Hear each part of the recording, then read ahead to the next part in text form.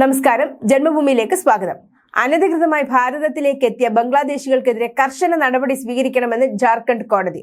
അവരെ തിരിച്ചറിയാനും അവർക്കെതിരെ നടപടിയെടുക്കാനും നാട് കടത്താനുമുള്ള കർമ്മപദ്ധതി തയ്യാറാക്കാനും ജാർഖണ്ഡ് സർക്കാരിനോട് കോടതി നിർദ്ദേശിച്ചു. ഡാനിയൽ ഡാനിഷിന്റെ ഹർജി പരിഗണിച്ച ശേഷമാണ് justice Sujith Narayan Prasad, justice AK Rai എന്നിവരുടെ ബെഞ്ച് നിർദ്ദേശങ്ങൾ നൽകിയത്. ബംഗ്ലാദേശിലെ നിരോധിത സംഘടനകൾ ചേർന്ന് ജാർഖണ്ഡിൽ നിന്നുള്ള വനവാസി പെൺകുട്ടികളെ ആസൂത്രിതമായി വിവാഹം കഴിച്ച് മതം മാറ്റുകയാണ്. ഇത് തടയേണ്ടത് അനിവാര്യമാണ്, ഡാനിയൽ ഡാനിഷിന്റെ ഹർജിയിൽ പറയുന്നു. ബംഗ്ലാദേശുമായി അതിർത്തി പങ്കിടുന്ന സന്താൽ, പർഗാന ജില്ലകളിൽ മദ്രസകളുടെ എണ്ണത്തിൽ പെട്ടെന്ന് വർധനവുണ്ടായി. പുതിയതായി 46 മദ്രസകൾ ആരംഭിച്ചു. ഈ മദ്രസകളിലൂടെ ദേശവിരുദ്ധ പ്രവർത്തനങ്ങളാണ് നടക്കുന്നത്. നുഴഞ്ഞുകയറ്റക്കാർ ഭൂമി കൈവശപ്പെടുത്തുന്നുണ്ടെന്നും ഹർജിയിലുണ്ട്. എത്ര ബംഗ്ലാദേശി നുഴഞ്ഞുകയറ്റക്കാരെ തിരിച്ചറിഞ്ഞു, എത്ര പേരെ തടഞ്ഞു, അവരെ തിരിച്ചയക്കാൻ എന്ത് ശ്രമങ്ങൾ നടക്കുന്നു തുടങ്ങിയ അന്വേഷണ പുരോഗതി റിപ്പോർട്ട് 2 ആഴ്ചയ്ക്കകം സമർപ്പിക്കാനും സർക്കാരിനോട് കോടതി ആവശ്യപ്പെട്ടു. വിഷയത്തിൽ കേന്ദ്ര സർക്കാരിന്റെ മറുപടിയും കോടതി ആവശ്യപ്പെട്ടു. വളരെ ഗൗരവമുള്ള വിഷയമാണിതെന്നും കോടതി പറഞ്ഞു. സംസ്ഥാന സർക്കാരുകൾക്ക് മാത്രം ഇത് കൈകാര്യം ചെയ്യാൻ കഴിയില്ല. ഇക്കാര്യത്തിൽ സംസ്ഥാനത്തിനൊപ്പം കേന്ദ്രവും പ്രവർത്തിക്കണം. അതിനാൽ ഇക്കാര്യത്തിൽ കേന്ദ്രത്തിന് എന്ത് നടപടി സ്വീകരിക്കാനാവുമെന്നും റിപ്പോർട്ട് ചെയ്യണമെന്ന് കോടതി വ്യക്തമാക്കി.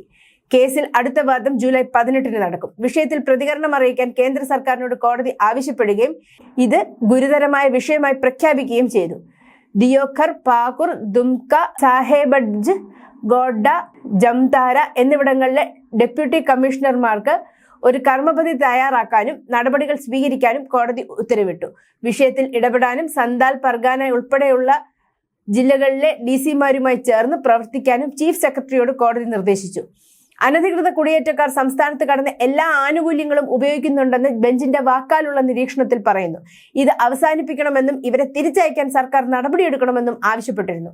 സംസ്ഥാന സർക്കാർ സംസ്ഥാനത്ത് നുഴഞ്ഞുകയറ്റം നിഷേധിക്കുകയാണെന്നും സന്താൽ പ്രദേശത്ത് മതപരിവർത്തനം നടക്കുന്നതായി പോലും അംഗീകരിക്കുന്നില്ലെന്നും ഹർജിക്കാരൻ ബെഞ്ചിനോട് പറഞ്ഞു. അതിനാൽ ഇത്തരമൊരു സാഹചര്യത്തിൽ ബംഗ്ലാദേശ് നുഴഞ്ഞുകയറ്റക്കാർക്കെതിരെ നടപടിയെടുക്കാൻ കേന്ദ്രത്തിന് നിർദ്ദേശം നൽകണം. ഇനി കേസിൽ അടുത്ത വാദം ജൂലൈ 18 നടക്കും. അനധികൃത കുടിയേറ്റം ഒരു ജില്ലയുടെയോ സംസ്ഥാനത്തിന്റെയോ അല്ല, രാജ്യത്തിന്റെ മുഴുവൻ പ്രശ്നമാണെന്നും കോടതി പറഞ്ഞു. മതപരിവർത്തന വിഷയത്തിൽ അലഹബാദ് ഹൈക്കോടതി നേരത്തെ ശക്തമായ അഭിപ്രായം പ്രകടിപ്പിച്ചിരുന്നു എന്നതാണ് പ്രധാനം. മതപരിവർത്തനത്തിന്റെ അപകട സാധ്യത നിരീക്ഷിച്ചുകൊണ്ട് മതപരിവർത്തനം ഈ രീതിയിൽ തുടർന്നാൽ രാജ്യത്തെ ഭൂരിപക്ഷം ജനങ്ങളും ഒടുവിൽ ന്യൂനപക്ഷമായി മാറുമെന്ന് മുന്നറിയിപ്പ് നൽകി.